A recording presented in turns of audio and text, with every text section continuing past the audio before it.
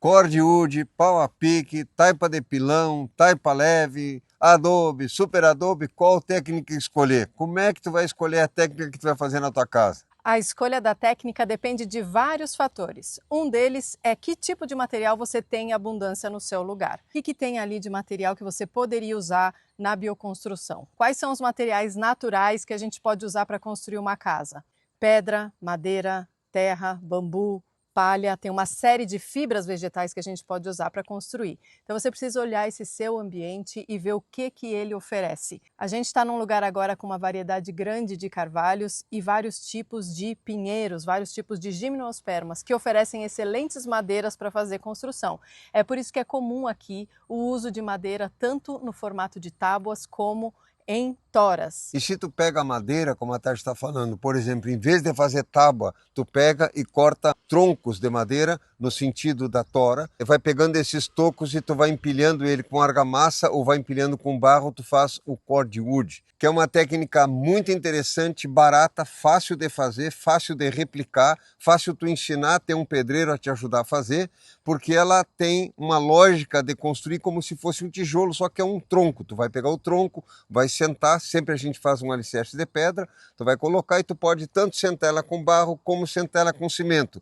Qual a vantagem? A questão acústica e térmica, porque tu vai cortar uma tora com 30 ou 40 centímetros de comprimento, então tu vai ficar com uma espessura de parede de 30 ou 40 centímetros, que se tu fosse comprar tábua para fazer uma parede dessa, tu iria gastar uma fortuna. Então se tu pegar um eucalipto ou um pinus, por exemplo, de 10, 15 metros de altura, tu tira aí 30, 40, 50 troncos desses, então com poucas árvores tu faz uma baita casa. Essa é uma técnica interessante para quem tem árvore em casa, por exemplo. O cordwood é uma técnica muito legal de trabalhar.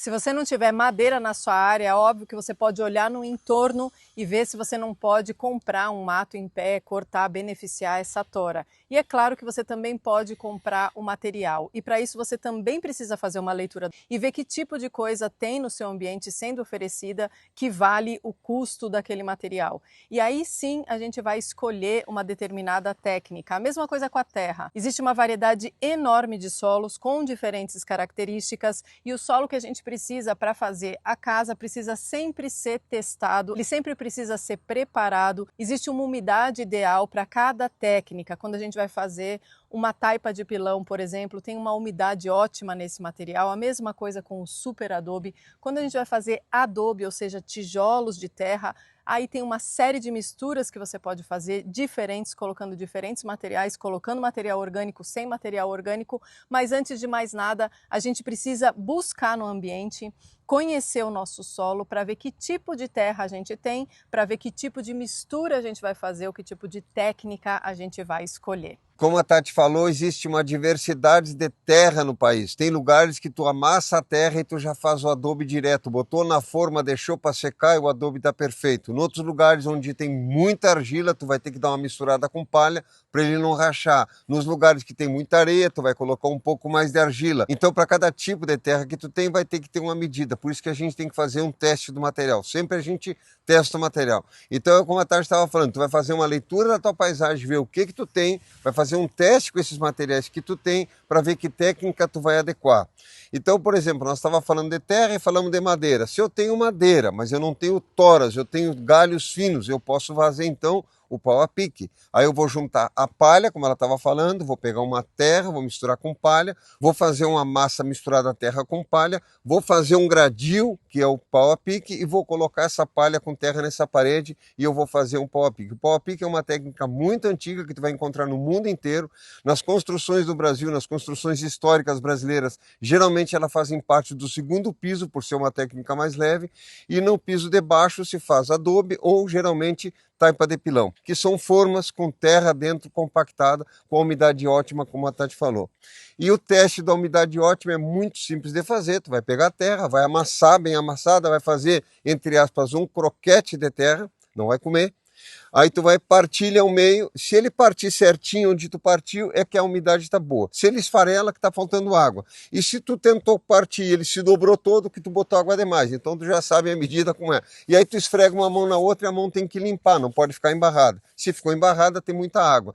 Com esse teste muito simples, tu consegue saber se o material está bom para compactar. Se ele está muito seco, não compacta, e se ele está embarrado demais, se tem água demais, ele vai expandir para os lados e tu não vai conseguir socar. Então, tanto a taipa de pilão como o super adobe, tu tem que fazer o teste do que a Tarsi estava falando da umidade ótima. Aí tu vai ter uma técnica bem feita e ela é estrutural, ou seja, ela resiste o peso de um segundo piso e o peso do telhado. O pau a pique é uma técnica muito popular no Brasil e é uma técnica leve, tanto que ela é usada inclusive para abrigos provisórios. Na Amazônia isso é comum, um abrigo de campo, um abrigo de floresta, que as pessoas usam quando estão fazendo algum trabalho esporádico na mata, alguma coleta de material ou estão caçando, porque é uma técnica leve, rápida de fazer. Isso não significa que ela seja uma técnica menos eficiente que outras técnicas. Esse, por sinal, é um dos fatores que a gente precisa levar em consideração quando vai construir uma casa. Uma casa de taipa de pilão ou de super adobe, por exemplo, são técnicas mais demoradas, que usam mais material. O volume de terra é muito grande porque são paredes largas, portantes, então a gente também tem que considerar o volume de terra que a gente vai precisar para construir uma casa com uma técnica ou com outra. Então um pau a pique, por exemplo, você vai precisar movimentar muito menos terra, você vai fazer toda a estrutura de madeira, também é possível usar bambu, enquanto que se você for fazer uma taipa de pilão, um super adobe, o volume de terra vai ser muito maior. E para calcular esse volume que a Tarsi está falando, tu vai pegar o comprimento da parede, a altura da parede, a largura dela e vai fazer o volume cúbico. Então, comprimento, a largura e a altura. Aí tu multiplicou, chegou num determinado número. Nesse número que tu chegou, tu vai acrescentar 40%, certo? Por quê? Porque essa é a quantidade que o material vai compactar, ou seja, tu vai reduzir. Então, quando tu bota 10%, por exemplo, de terra dentro de uma forma de taipa de pilão e tu compacta, tu ficou com 6 centímetros. De 10 centímetros, tu ficou com 6. Sempre tu compacta em torno de 40%. Então, tu faz a volumetria da tua parede ou das paredes externas. Geralmente, a gente usa a taipa de pilão em parede externa. E aí, tu faz essa volumetria, depois tu multiplica, acrescenta 40%. Aí, tu vai ter a conta certa de quanto de terra tu precisa. E o que isso significa? Que você pode precisar de máquinas para retirar esse material, para movimentar esse material. Então isso também faz parte, também é um critério de escolha de uma técnica. Outra coisa é que algumas técnicas vão exigir mais equipamentos e outras técnicas menos equipamentos. Algumas técnicas vão dar mais trabalho e outras menos. Se a gente falar, por exemplo, da taipa de pilão, a gente precisa obrigatoriamente ter formas e essas formas precisam ser boas. Então a gente precisa se aprofundar na informação para poder escolher.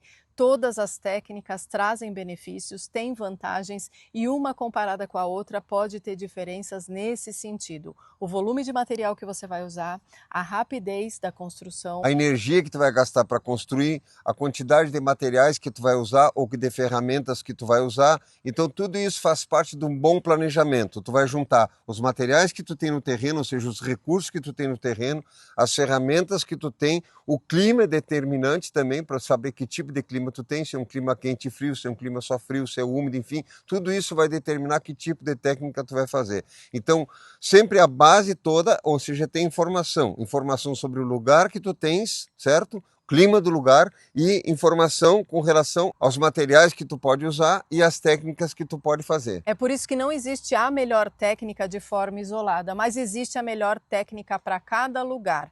A casa de fardo, por exemplo, que a gente tem na nossa sede, é uma casa extremamente eficiente, rápida de construir, que proporciona um conforto térmico impressionante, muito eficiente em termos de manutenção de temperatura, conforto acústico. É uma técnica que realmente funciona muito bem, mas não é em todo lugar que a gente consegue fardos de palha com facilidade e nem palha de Santa Fé, porque essa nossa casa, ela é uma casa inteira feita de palha, é uma casa colhida do ambiente, porque no nosso ambiente tem muitos banhados, onde cresce o capim Santa Fé, então a gente tem uma facilidade de conseguir esse material e também é uma região produtora de grãos, tanto grãos de inverno como grãos de verão, que são excelentes para a gente enfenar e fazer o preenchimento das paredes. Então fenos de trigo, fenos de arroz são muito interessantes para a gente construir, mas não é em todo lugar que a gente encontra esse material. E obviamente se a gente tiver, por exemplo, que transportar esses fenos do Rio Grande do Sul para a Bahia, para Pernambuco, para lugares muito distantes, a gente já sai da lógica da eficiência da bioconstrução,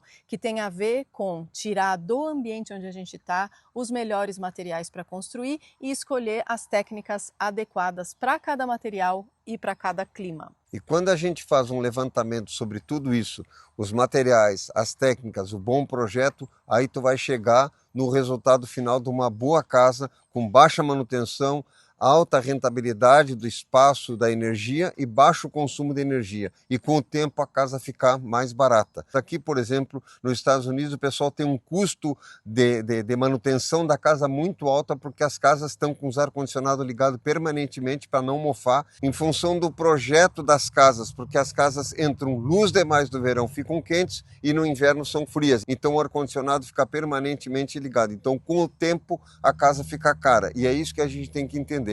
Então, quando eu penso em bioconstrução, eu penso em materiais, projetos e sistemas. O que seriam os sistemas? Sistema de arrefecimento, sistema de melhoria, da orientação da casa, para que lado essa casa está voltada, como é que eu organizo essa casa em relação ao ambiente externo. Sistema de saneamento ecológico, sistema de coleta de água de chuva. Então a gente diz que nós temos a nossa pele, a nossa roupa, a nossa segunda pele, a nossa casa, a nossa terceira pele e o entorno da casa, a nossa quarta pele. Eu posso criar uma vegetação ao redor que tenha árvores caducas, que são as que perdem a folha no inverno. Então eu tenho uma sombra no verão numa parede determinada. Então, no inverno, que eu quero sol, que eu preciso de sol, as árvores perdem a folha e eu tenho a insolação que eu preciso na casa. Então, todas essas questões a gente leva em consideração. A gente pode projetar. Por isso que é uma visão bem ampla a questão da bioconstrução.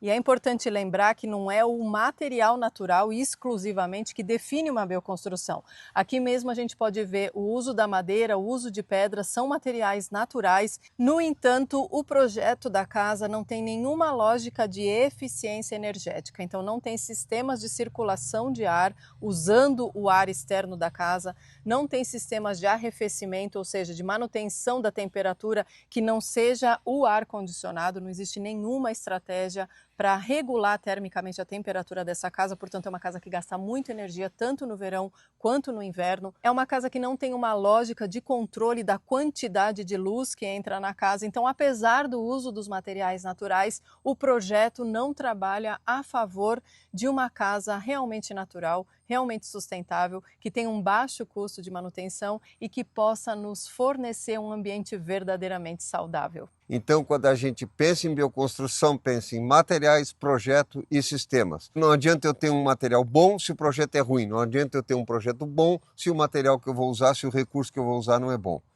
Acompanhe a gente aqui, que a gente está sempre trazendo informação sobre plantão orgânico, sobre permacultura e sobre bem viver no campo. Até breve. Até breve.